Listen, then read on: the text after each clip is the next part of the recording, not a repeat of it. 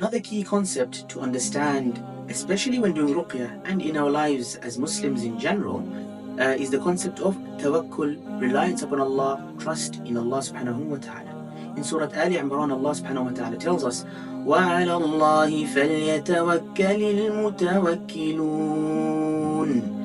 And let those who have tawakkul or any sort of trust place their trust in Allah subhanahu wa ta'ala. Allah subhanahu wa ta'ala, He is the one who controls the entire universe and everything in it. Right? Do we trust and have tawakkul? Or I should say, don't we trust and have trust, tawakkul, that Allah subhanahu wa ta'ala will not cause the sun to collide with another star or another planet and so on? That we're just going to live our lives, it's just going to be another day. Or I'm always like a meteor is going to fall on my head. Normally we're not. And what about our hearts? 100,000 beats per day. 5 liters of blood continuously being pumped through our veins and arteries. We have tawakkul that Allah will allow our hearts to continue beating, right? Of course, none of us knows when our death will be and so on, and this will stop. But we have tawakkul that I'm awake, I'm alive, and my heart is beating. What about when I'm asleep? Do I not have tawakkul that my heart will continue to beat? Or do I think that, okay, if I'm asleep, my heart stops beating? No. So I have tawakkul in this.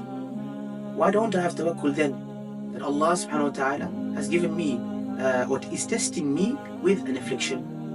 And He is the one that can remove this. If He is the one that is in control of the entire world, Ya Allah, I need your help. Help me. It's easy for me to say, I'm not afflicted by something, right? But okay, I might have gone through an illness. So in that illness, it could be an injury, it could be a flu, or just a minor illness, or a major illness. Let me say, Ya Allah, I need your help. الذي خلق الموت والحياة. If He can create life and death, or death and life, if He can create the sun and the moon, the solar systems, all of this, everything we see around us, if He can create all of that, can He not make me a little human better? Can He not do that? He can. So then let me have my full reliance upon Allah subhanahu wa ta'ala. The Prophet ﷺ tells us in a hadith in the book of Imam Tirmidhi that if you rely upon Allah subhanahu wa ta'ala with true reliance, then He will provide for you like He provides for a bird. And the hadith mentions that in the morning the bird leaves the nest. So it's the bird has to do something. We have to do something. We have to seek the means. It's not just well and good saying, okay, I'm sat at home, Ya Allah, make me better. No, I have to go and do whatever I need to do. If it is to get someone to help me because I don't know exactly what I'm doing, or I need some help in that manner, I need some support, yes, get someone to help you and support you. Get a raqi to perform the ruqyah on you, no problem. I can't just sit there and say Allah will make me better. Yes, many people, they have that sort of reliance upon Allah, but then they follow it up with their own self-ruqyah and their own a'mal and actions. They know what they're doing. So let them carry on, no problem. But those that might need some support, or they don't know exactly what they're doing, or it could be that they're not really practicing much, but then they realize, okay, I need to get some help. Let them come and seek some help. There is no harm in this. The bird, it comes out of the nest, flies out in the morning, early in the morning. Why? To seek its food. And then taruhu bitana. It comes back. Its stomach is full. Its stomach is full.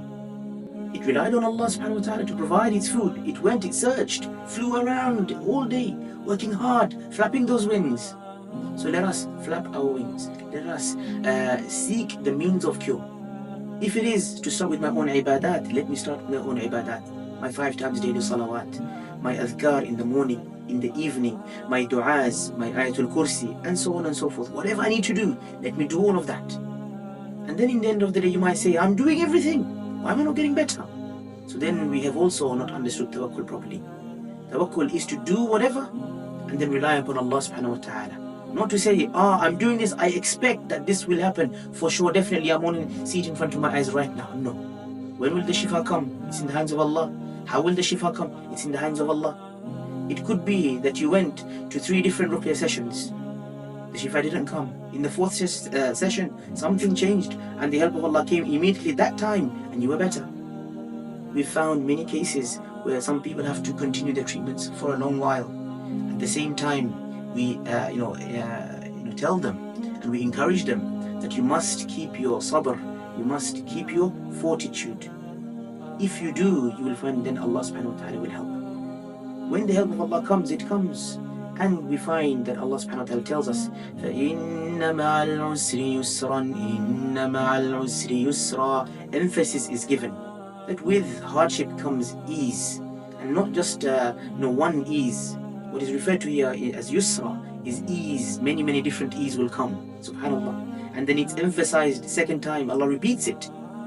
It's one of the balagha, one of the rhetorics used in the Qur'an, one of the stylistic methods that is used in the Quranic text, where Allah subhanahu wa ta'ala will repeat certain ayat to give extra emphasis to that. Sometimes he repeats exactly as it is, sometimes he changes slightly and repeats it again. Here exactly it's repeated again. Indeed, definitely. So that's why we know it means surely, definitely. With hardship will come ease. When will that ease be? The longer the hardship, by the way, the more ease you will experience. This is a guarantee not from me, but from the Lord of me and you. Barakallahu feekum.